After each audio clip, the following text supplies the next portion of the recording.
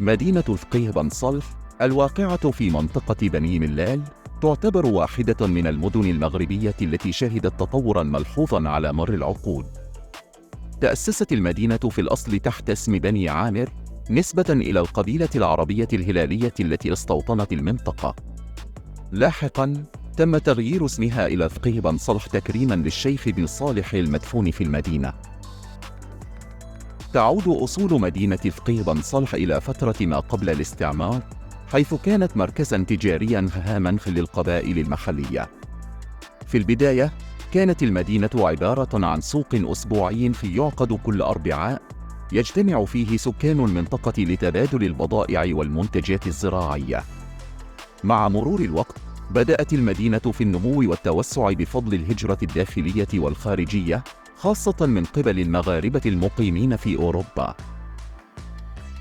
في أواخر الأربعينيات من القرن الماضي شهدت المدينة طفرة اقتصادية بفضل بناء سد بن الويدم الذي ساهم في إنشاء أول مناطق زراعية مروية.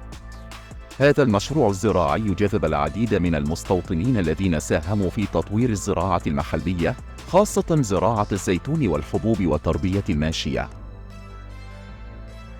الأماكن السياحية في الفقيه بن صالح: سد بن الويدم يعد من أكبر السدود في المغرب ويوفر مناظر طبيعية خلابة. القصبة القديمة بقايا تاريخية تعكس التراث المعماري للمنطقة. الأسواق التقليدية مثل السوق الأسبوعي الذي يقام كل أربعاء، حيث يمكن للزوار تجربة الحياة المحلية وشراء المنتجات التقليدية.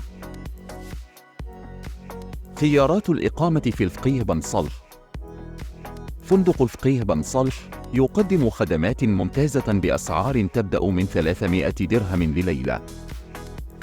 دار الضيافة خيار مثالي لمن يبحث عن تجربة إقامة تقليدية بأسعار تبدأ من 200 درهم لليلة.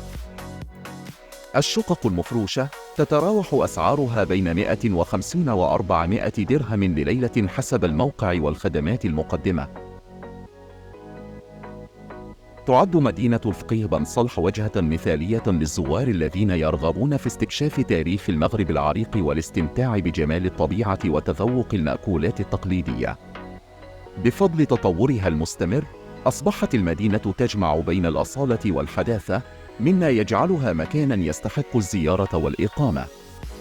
من فضلكم لا تنسوا الاشتراك في قناتنا ليصلكم المزيد من الفيديوهات الرائعة.